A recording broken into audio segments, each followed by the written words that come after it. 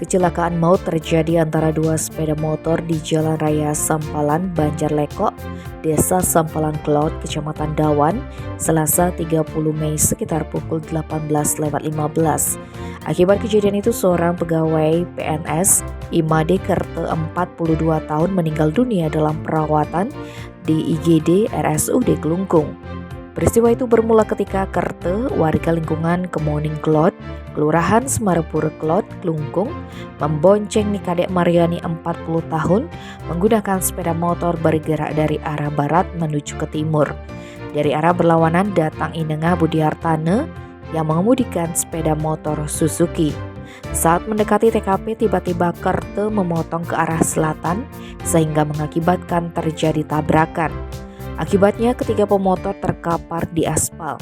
Kerte yang menderita luka cukup parah dilarikan ke RSUD Kelungkung, namun sayang nyawanya tidak terselamatkan.